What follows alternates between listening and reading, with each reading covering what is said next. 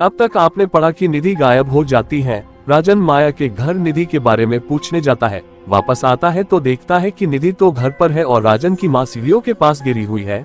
राजन सपने में देखता है कि उसकी माँ को कोई मार रहा है। वह हॉस्पिटल फोन करता है, वहाँ से खबर अच्छी आती है। उसके बाद से देखता है कि कोई परछाई बैठी चूहा खा रही थी। राजन ने अंदाजा लगाया है कि यह कोई और नहीं उसकी पत्नी निधि ही है।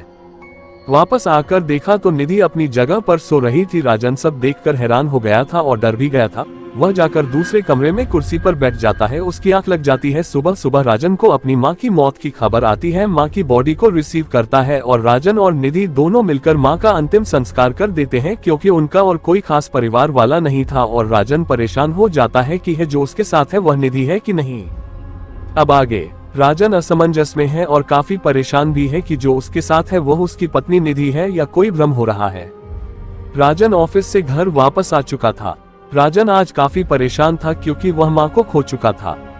राजन को याद आ रहा था कि वह जब से इस घर में आया है एक दिन भी सुकून की नींद उसे नहीं मिली है और अजीब अजीब सी चीजें उसके साथ होती हैं। राजन को याद आया कि यह घर दिलवाने में उसकी जिसने मदद की थी उसका नंबर अभी भी राजन के पास था। राजन मन ही मन सोचने लगा कि उस व्यक्ति से बात करे। राजन ने हरविंदर सिंह को फोन लगाया। हेलो, मैं राजन बोल रहा हूँ, क्या मैं हरविंदर सिंह जी से बात कर सकता हूँ? दूसरी तरफ से आवाज आई। जी कहिए, मैं हरविंदर बोल रहा हूँ। हरविंदर जी, मुझे आपसे पूछना था, जो घर आपने मुझे दिलवाया है उसके बारे में जरा पूछताछ करनी थी।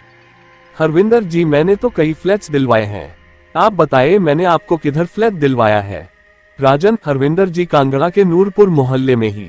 नूरपुर का नाम सुनते ही हरविंदर सिंह चुप हो गए थोड़ी देर के लिए और फिर बोले, हाँ जी पूछिए, क्या पूछना चाहते हैं? राजन, हरविंदर जी, जब से मैं यहाँ आया हूँ एक दिन भी मैं सुकून की नींद नहीं सोया हूँ।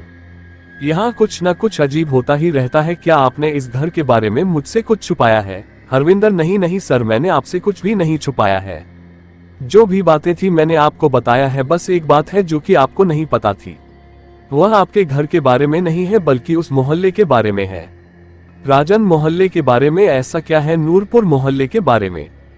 हरविंदर, राजन जी, मैंने ऐसा सुना है पर मैं आपको यह गारंटी नहीं दे सकता कि जो मैंने सुना है वह सही है कि नहीं। बस मैं आपको यह बताना चाहता हूँ कि उस मोहल्ले के बारे में ऐसा सुनने में आया था कि अचानक से कोई 16-17 साल की लड़की वहां से मोहल्ले से गायब हो गई थी। उसके बाद से अचानक से वहां कई नौजवान गायब हो चुके हैं। जहां तक मेरा मानना है तो मुझे लगता है कि अफवाह है, क्योंकि वहां पर और भी बहुत सारे लोग रहते हैं। पर आप इतने परेशान क्यों हैं राजन जी?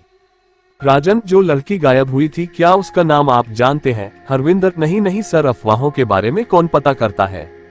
राजन, ठीक है, आपका धन्यवाद। और राजन ने फोन काट दिया। राजन को कुछ खास जानकारी नहीं मिली।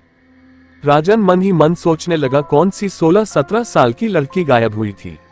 यहाँ तो अजीब अजीब हरकतें, ऐसा लगा है मिसेज माया कर रही है और वह जो 16-17 साल की लड़की की गायब होने की खबर थी वह महज अफवाह है। ठंड काफी ज्यादा थी, फिर भी राजन का मन बाहर टहलने का हुआ। उसे अब अपने घर में अच्छा नहीं लग रहा था। ऐसा लगता था कि जैसे कोई उससे बांधना चाहता हो। राजन बाहर टहल ही रहा था कि अचानक से वह मिसेज माया से टकरा गया। राजन डर गया, पीछे को हट गया। माया, क्या हुआ राजन जी? इतनी रात को आप यहाँ टहल रहे हैं? मैंने आपको पहले भी मना किया था कि आप रात को बाहर ना निकले। यहाँ पर रात को बाहर निकलना खतरे से खाली नहीं है। राजन, कोई खतरा है या आप खतरा है मिसेज माया? राजन मन ही मन सोचने लगा। राजन के मन में आया कि वह कह दे, पर उसने सोचा कि सीधे सीधे कहना खतरे को बढ़ा सकता है। राजन काफी परेशान दिख रहा था। माया ने राजन से पूछा, क्या हुआ राजन जी, आप काफी परेशान दिखाई दे रहे हैं? राजन ने अनमने मन से कह दिया, नहीं नहीं मैं ठीक हूँ। माया, निधि जी कैसी है? राजन, वह भी ठीक है और आप हम लोगों से दूर रहिए। माया को यह बात कुछ अजीब लगी पर माया ने कुछ नहीं कहा। इधर राजन मन ही मन सोचने लगा कि पता नहीं माया अब क्या करेगी, उसका अगला कदम क्या होगा। राजन मुड़कर जा ही रहा था कि माया ने राजन की गर्दन पर एक घाव देखा। देखने में वह घाव माया को बहुत ही अजीब लगा, इसलिए माया ने आगे बढ़कर पूछा, राजन जी बुरा ना मानिए तो आपसे एक बात पूछना चाहती हूँ, आपकी गर्दन में जो घाव है वह कैसा है? राजन जी बिल्कुल ठीक है, दवाइयाँ ले रहा हूँ, ठीक हो जाएगा। माया ने टोकते हुए कहा, नहीं मिस्टर राजन, आपका यह घाव मामूली घाव नहीं है और यह किसी भी दवा के लेने से ठीक नहीं होगा। आपको मैंने पहले ही अवगत कराया था कि रात को बाहर ना निकले। रात को अपने घर का दरवाजा ना खोलें, पर शायद आपने मेरी बात पर कोई गौर नहीं किया। मैंने आपको देवी माँ दुर्गा की मूर्ति भी दी थी, पर आपने वह भी उठाकर फेंक दी। राजन हैरान होकर माया को देखने लगा। उसके माथे पर चिंता की लकीरें थी। उसने कहा, मैंने कहा माता जी की मूर्ति को फेंका है। माया जी, आप ही आई थी पहली बार जो आपने मूर्ति दी थी, उसके लिए आपने कहा था कि आपसे गलती हो गई। आपने मुझे गलत मूर्ति दे दी है। दूसरी मूर्ति आप लेकर आए और मुझे कहा कि मैं पहली मूर्ति को फेंक दूं।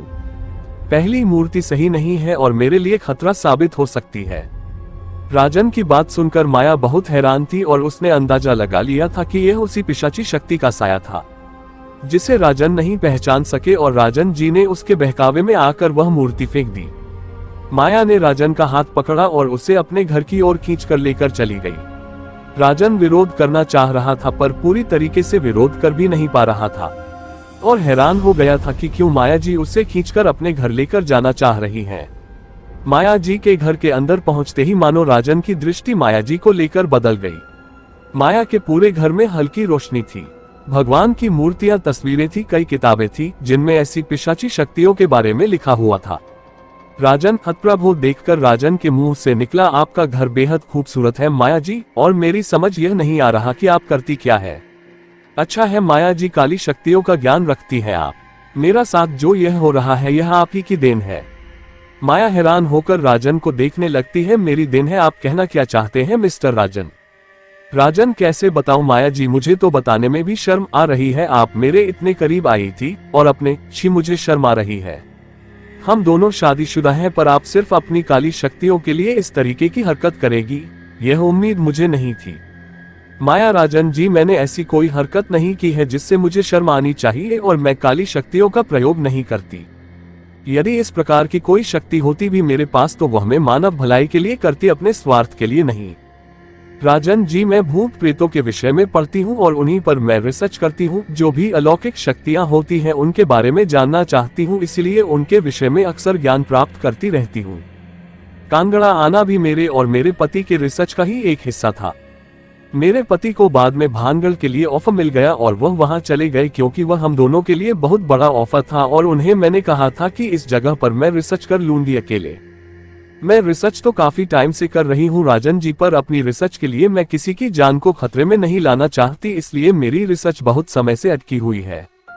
मेरी सोच के चलते ही मैंने यह पहचाना कि रात को अक्सर लोग गायब हो जाते हैं, और यह ज्यादातर लोग जो गायब होते हैं वह नौजवान होते हैं। बुजुर्ग लोगों पर यह हमले बहुत कम देखने को मिलते हैं। जो लोग भी गायब हुए हैं उनकी लाशें तक नहीं मिलती। जो कुछ लाशें मिली भी हैं तो उनमें शरीर में खून नहीं रहता, कई जगह से मांस गायब होता है। लाशों की स्थिति वह होती है कि आप उन्हें देख भी नहीं सकते। राजन, माया की बात सुनकर राजन बहुत हैरान हुआ। उसे लगा कि माया ने उससे पहले यह सब क्यों नहीं बताया। माया जी, यदि ऐसी बात थी तो आपने मुझे यह सब पहले क्यों नहीं बताया? राजन ने माया से पूछा। माया, राजन जी, मैं आप लोगों को बता सकती थी, पर मैंने सोचा कि आप लोग यहाँ नए नए आए हैं और आप लोगों को इतनी जल्दी में यह सब कुछ बताना आप लोगों की जान को खतरे में लाना होगा, इसलिए मैंने आप लोगों से सतर्क किया कि आप लोग बाहर ना निकले और आप लोगों को इस विषय में कुछ नहीं बताया। राजन, तो पीहू आपको लेकर मुझे क्यों टोक रही थी? माया, पीहू? कौन पीहू? राजन, वही पीहू जो हम लोगों के पड़ोस में रहती है और 16-17 साल की है। अरे, उसका दूसरा नाम भी है। रुकिए रुकिए, हाँ याद आया, अनामिका। अनामिका नाम सुनते ही माया की आंखें बड़ी हो गई और वह हैरान हो गई और पूछने लगी, आप अनामिका से मिले हैं? आपको यकीन है मिस्टर राजन? राजन जी, बिल्कुल यकीन है, अनामिका ही थी। उसने अपना नाम अनामिका ही बताया था और करीब 16-17 साल की उम्र थी उसकी। आप ऐसा क्यों पूछ रही है? माया, वह इसलिए राजन जी, जो पहली लड़की इस मोहल्ले से गायब हुई थी वह कोई और नहीं अनामिका ही थी, और आपने जो नाम मुझे पीहू बताया है, इस नाम की कोई लड़की थी ही नहीं, उसका पुकारू नाम अनु था। जैसा कि आपने कई बार मुझे बताया है कि आपकी पड़ोसी थी, हाँ, जो पड़ोस का घर है आपके, उसी घर में अनामिका रहती थी। माया की बात सुनते ही राजन को झटका सा लगा, उसकी आंखें बड़ी हो गई, उसके मन में ख्याल आने लगे, तो मैं रोज एक आत्मा से मिलता था, मैं किससे मिलता था, वह कौन थी? माया, मैं आपकी परेशानी को समझ सकती हूँ राजन जी, और आपको हैरानी होगी यह जानकर शायद उसका अगला शिकार आप हैं, इसलिए वह आपसे रोज मिलती है, और यह जो घाव आपको दिया है यह अनामिका ने दिया है। मेरी समझ में एक बात नहीं आ रही कि उसने आपको मारा क्यों नहीं? राजन, यह घर तो माया जी आप आती थी ना? माया नहीं राजन जी, उसने आपको छल किया है, ये उसका छलावा है। आपको बस यह लगता था कि मैं हूं, पर मैं नहीं होती थी, वह अनामिका ही थी। राजन, तो मेरे घर में इस वक्त कौन है? मुझे नहीं लगता कि वह मेरी पत्नी निधि है, तो क्या वह अनामिका है? माया जी, और जब अनामिका की छोटी उम्र में ही गायब हो गई थी तो वह इस तरीके की हरकतें किस प्रकार कर सकती है? माया राजन जी, ये परालौकिक शक्ति है जो कुछ भी कर सकती है।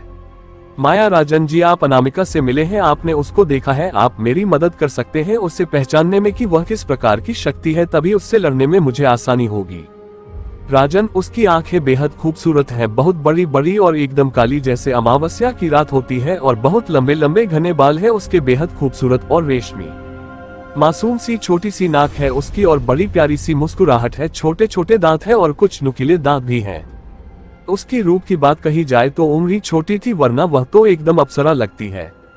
राजन की बात सुनकर माया ने एक पुस्तक निकाली जिसमें पिशाचिनियों के बारे में लिखा हुआ था। वो पढ़ने लगती है। पिशाचिनी यह एक अलग प्रकार की योनि होती है, यह भूत प्रेत से अलग होती है और यह आत्मा भी नहीं होती है। जिस प्रकार सकारात्मक पूजन हेतु भगवान का आवाहन किया जाता है, उसी प्रकार नकारात्मक ऊर्जा को प्राप्त करने के लिए पिशाचिनी का आवाहन किया जाता है। पिशाचिनी को सिद्ध करना आसान नहीं होता, क्योंकि पिशाचिनी को सिद्ध करने में 1 महीना लग जाता है। पिशाचिनी को सिद्ध करने में कई लोग अपनी जान भी गंवा देते हैं, क्योंकि इस पूजन के दौरान मनुष्य को उठना मना होता है, उसे भोजन ग्रहण या मलमूत्र त्याग, स्नान आदि सब उसी स्थल पर करना पड़ता है। शनि मंत्र को करीब 11,000 बार एक दिन में बोलना होता है। माया आगे पढ़ती है कि जिस दिन पिशाचिनी सिद्धि पूर्ण होती है उस दिन पिशाचिनी को एक बलि दी जाती है। पिशाचिनी की बलि के लिए कुंवारी कन्या को ही लिया जाता है। किसी भी कारणवश यदि बलि अधूरी या गलत हो जाती है तो उसके परिणाम भयानक होते हैं।